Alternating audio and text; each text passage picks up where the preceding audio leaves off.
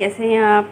आपको मेरे चैनल पे खुशामदीद। आज मैं आपको कच्चे कीमे के कबाब बनाना सिखाऊंगी और बहुत कम इंग्रेडिएंट्स के साथ ये तैयार होते हैं और जायके में लाजवाब होते हैं। आप इसे ज़रूर ट्राई कीजिएगा।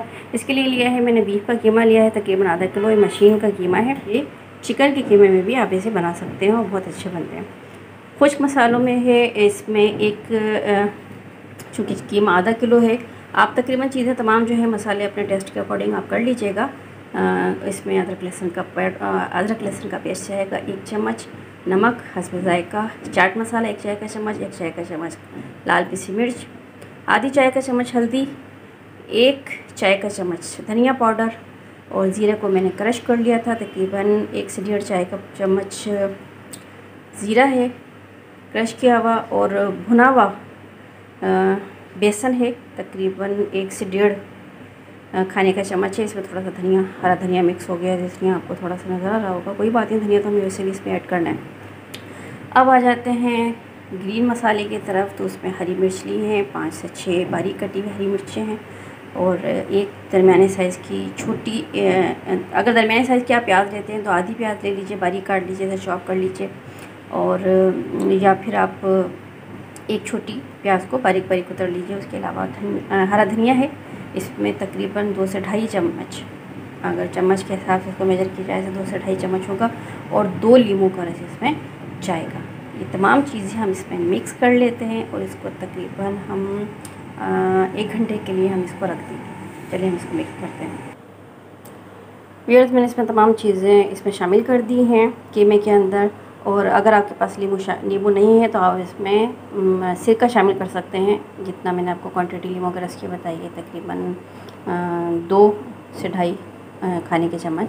अगर केरी का सीज़न होता है तो मैं इसमें क्रश की हुई केरी डालती हूँ, जिससे इसका टेस्ट औसम हो जाता है। लेकिन अभी बदकिस्मती से मुझे केरी नहीं मिल सकी, जिसकी वजह से मैंने लीमू इस्तेमाल किया है। तो बहरहाल लीमू से भी अच्छा टेस्ट आता है। तो आप इसको मिक्स करना है, और मिक्स करने के लिए काइंडली हाथों का इस्तेमाल कीजिए, क्योंकि जितनी अच्छी तरीके से ये हाथों से मिक्स होगा चम्मच की मदद से उतना अच्छा मिक्स नहीं होगा। हमें इसको इतना अच्छा मिक्स करना है जैसे आटा गूंदा जाता है इस तरीके से कि एकजा हो जाए, सारे मसाले इसमें एकजा हो जाएं। फिर इसको हम मैरिनेट करने के लिए हम मैरिनेशन के बाद हम इसे छोड़ देंगे तकरीबन आधे से 1 घंटा। आपके पास अगर जल्दी बनाना है तो तकरीबन 20-25 मिनट तो रेस्ट दें आप इसे, वरना अगर आपके पास टाइम है तो आप इसको रखे रहने दें। तो अगर शाम को बनाना है तो आप दोपहर को मैरिनेट करके रख दें और शाम को इसको बना के फ्राई कर लें। चलें अब हम इसको मिक्स करते हैं। व्यूअर्स, हमने कीमा अच्छी तरह इसमें मसालों को मिक्स कर दिया है। अब हम इसे रख देंगे फ्रिज में। आप इसे रख दें तकरीबन आधे से 1 घंटे के लिए। उसके बाद हम इसे फ्राई करते हैं। कुछ के बाद कितना बड़ी है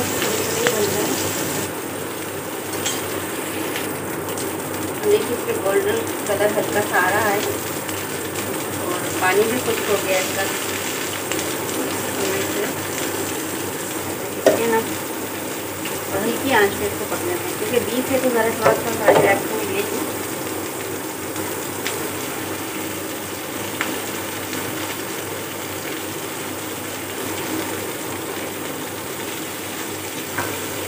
कोशिश करें कि बकरीद पर ऑयल, जैसे तो ऑयल का कम ही इस्तेमाल करना चाहिए, लेकिन बकरीद पर बहुत ज़्यादा ज़रूरत होती है।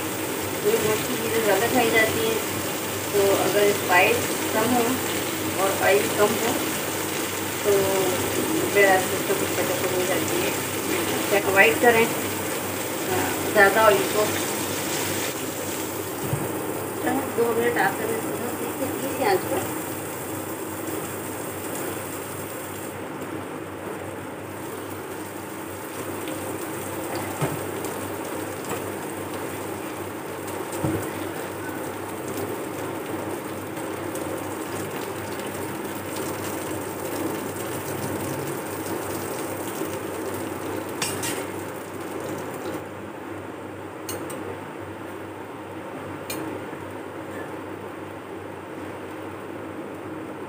देखिए तैयार है, और बहुत कम ऑयल में इसको मैंने फ्राई किया है। और रायते के साथ इसे खाएं, एंजॉय कीजिए। खुश रहें, मुझे दुआ में याद रखिएगा। अल्लाह हाफिज़।